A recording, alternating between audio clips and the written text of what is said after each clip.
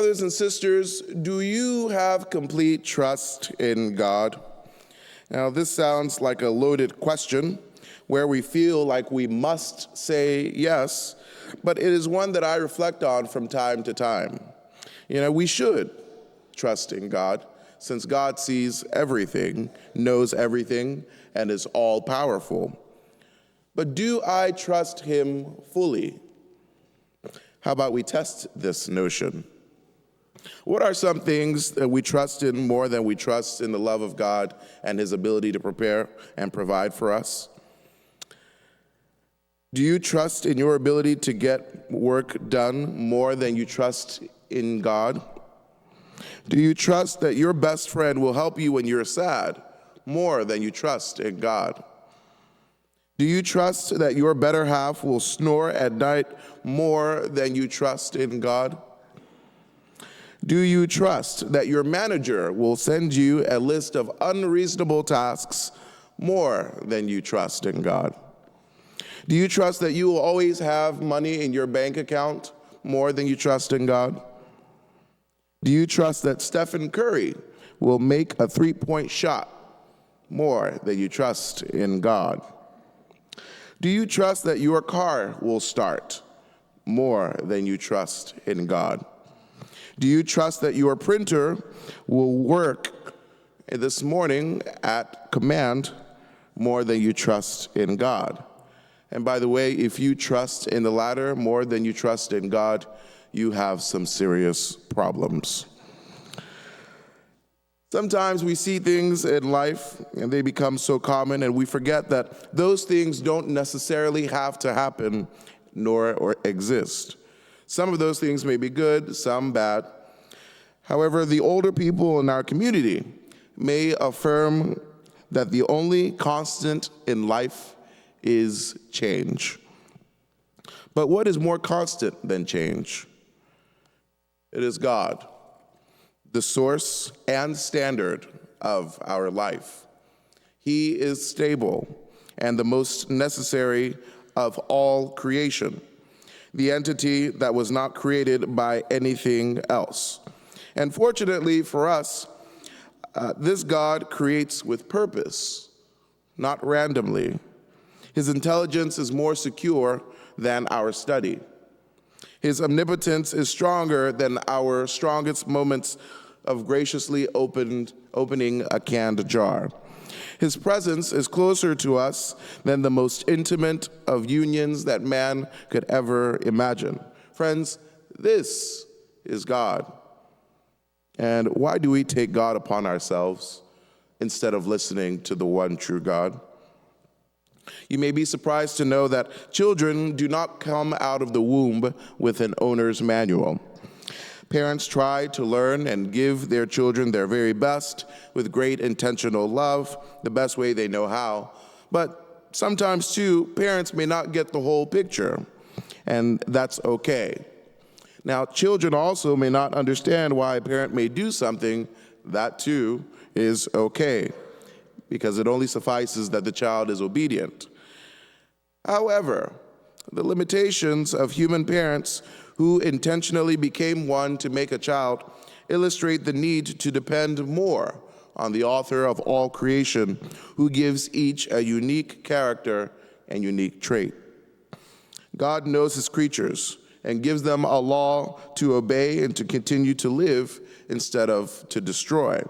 And for this reason, God gave Moses the 10 Commandments, that we may be the best, undistracted version of ourselves and live in harmony with ourselves and with those around us.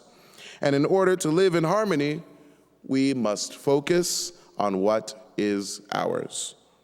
For instance, we honor our God because he is our Father, our guide, our shield. No one knows us better, and opening our hearts to his will actually set us free. Nothing else, be it money, cars, clothes, celebrities, or even wanting to know the future so bad.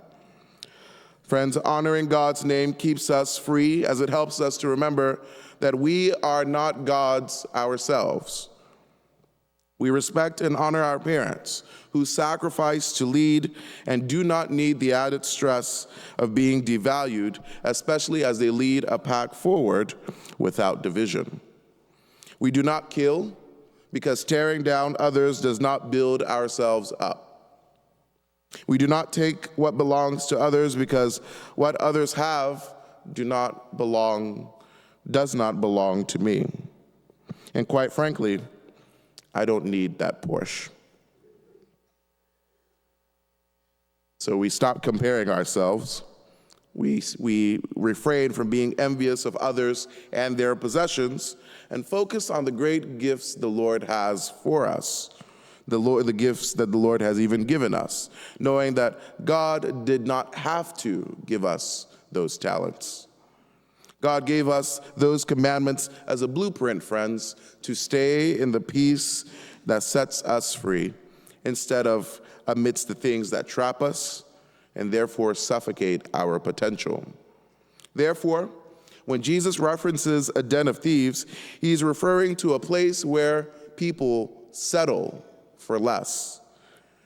To seek to purchase items that will be offered to the Lord, as was in the context of today's gospel, was not a bad thing. However, to take advantage of that, to steal, to look down upon others, to sacrifice things out of guilt instead of joy, for instance, these things do not please God, especially when our hearts are not open to obeying him and responding to his love. And quite frankly, sometimes we separate the notion that being obedient to God is equal and conducive to doing the things that keep us going. Friends, obeying God brings more security than locking your door at night. Obeying God is more nourishing than your mom's favorite meal that she might cook. Sometimes that's hard to believe, but it is. Obeying God is more satisfying than obeying our own desires that are here one day and gone the next. Needless to say, friends, imagine someone you love that consistently does things that do not benefit them, and you see the pain and suffering. How would you feel? Consequently, why wouldn't our Lord flip tables out of love and passion for you and the good that he sees in you? Therefore, we must stop getting in our own way.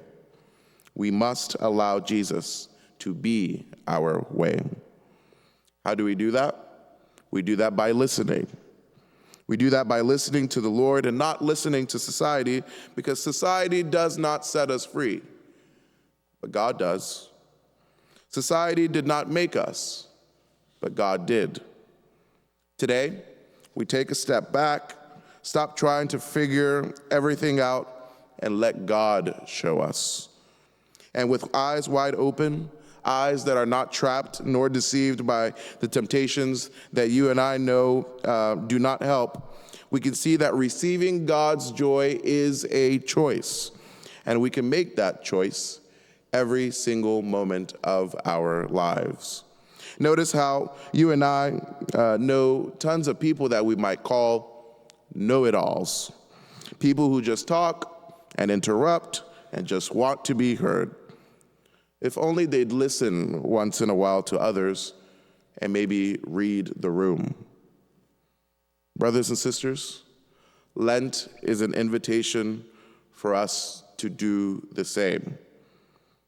Not to be like that to God, but to give him the space to speak. Therefore, will you listen?